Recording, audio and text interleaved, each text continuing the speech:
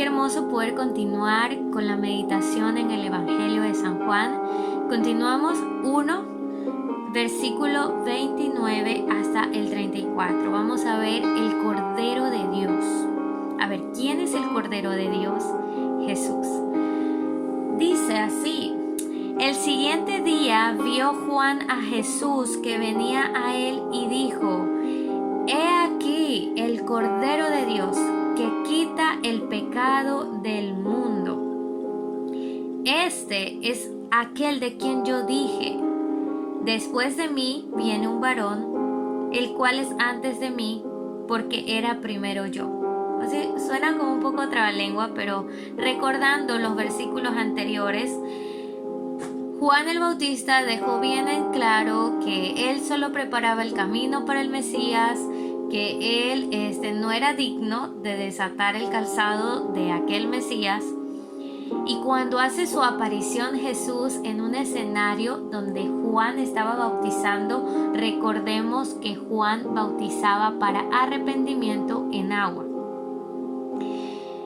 Podemos irnos al Evangelio de Mateo y quiero dar lectura al suceso o al hecho donde Jesús se bautiza. Vamos a leer en Mateo capítulo 3, versículo 13. Dice: entonces Jesús vino de Galilea a Juan, al río Jordán, para ser bautizado por él. Mas Juan se le oponía, diciendo: yo necesito ser bautizado por ti, ¿y tú vienes a mí? Pero Jesús le respondió: deja ahora, porque así conviene que cumplamos toda justicia. Entonces Juan le dejó y pues le bautizó a Jesús.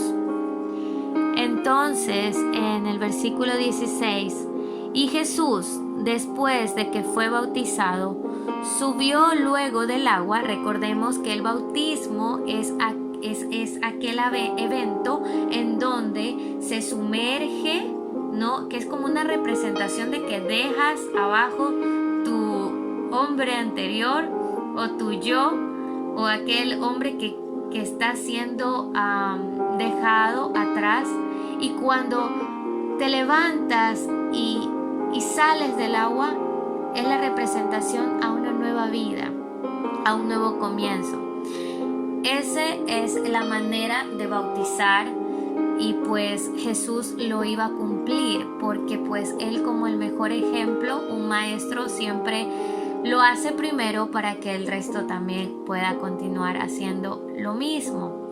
Esta era la manera de bautizar en Israel, y es la manera en que, si nosotros continuamos leyendo, incluso luego de la muerte de Jesús, los apóstoles continuaban bautizando de esta manera, sumergiendo en el agua y saliendo.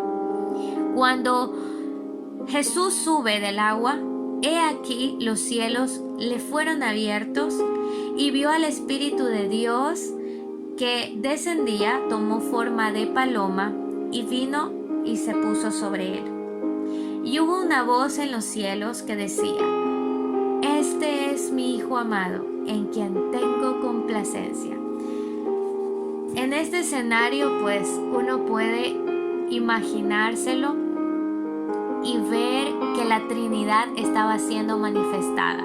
La voz de Dios Padre desde el cielo, el Señor Jesucristo nuestro Señor ahí bautizado, y el Espíritu Santo, que es espíritu, pues sí es invisible, pero Dios decidió que tome forma de una paloma. Por eso es que es maravilloso el tema de Juan el Bautista, porque pues fue muy privilegiado al poder tener, ver, sentir, escuchar a la Trinidad. Siguiendo con el Evangelio de Juan, regresamos, ¿no? En el versículo 31, Juan sigue diciendo: y yo no le conocía, mas para que fuese manifestado Israel, por esto vine yo bautizando con agua. Repito, Juan el Bautista bautizaba con agua para arrepentimiento, pero él dijo: pero el que viene después de mí va a bautizar con el Espíritu de Dios. En el 32 dice, también dio Juan testimonio diciendo, vi al Espíritu que descendía del cielo como paloma y permaneció sobre él. Y yo no le conocía, pero el que me envió a bautizar con agua, aquel me dijo, sobre quien veas descender el Espíritu y que permanece sobre él, ese es el que bautiza con el Espíritu Santo. Y yo le vi, dice Juan, y he dado testimonio de que este es el Hijo de Dios. Cuando ya Jesús se bautiza por manos de Juan el Bautista, comienza el ministerio, comienza el propósito a correr.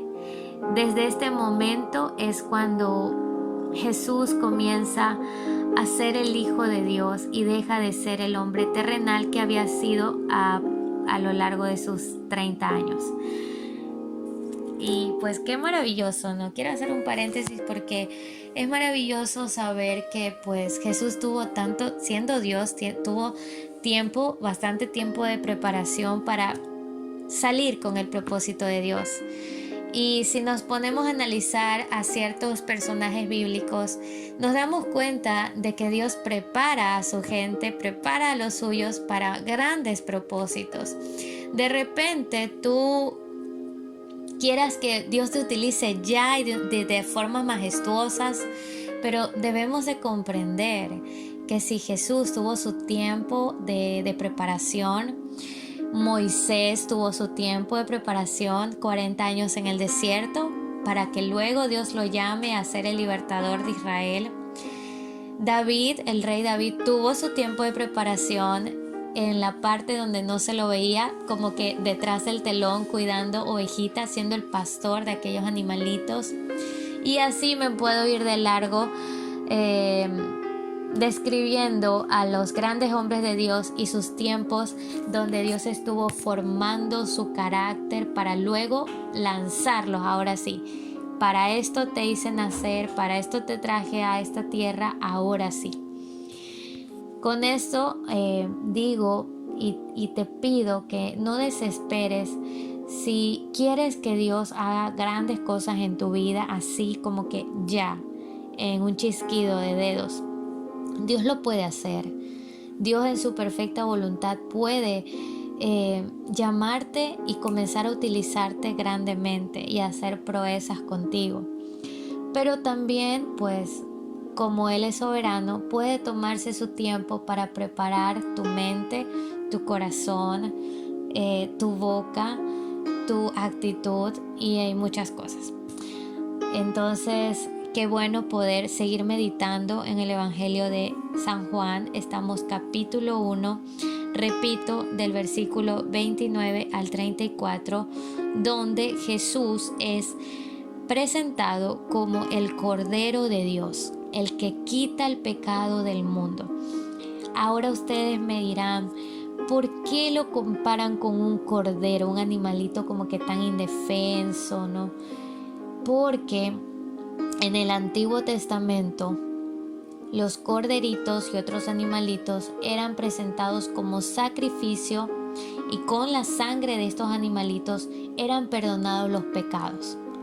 Por eso es que Jesús vino como cordero para derramar su sangre en la cruz y que por esa sangre perfecta, sin mancha y sin pecado, nosotros obtuviéramos el perdón de cada una de nuestras fallas y pecados desde que nacimos hasta este día y hasta todos los días de nuestra vida.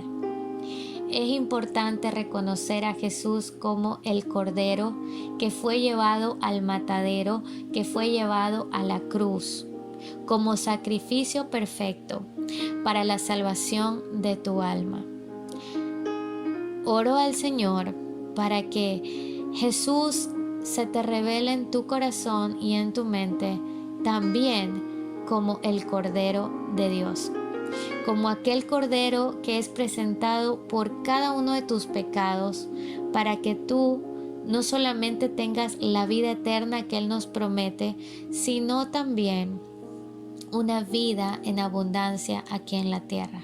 Abundancia No solo me refiero en lo material, abundancia de paz, abundancia de amor, abundancia de bondad, de fe, de paciencia, de ser mansos, de tener dominio propio y muchos más. Los que nombré son el fruto del Espíritu Santo. Entonces,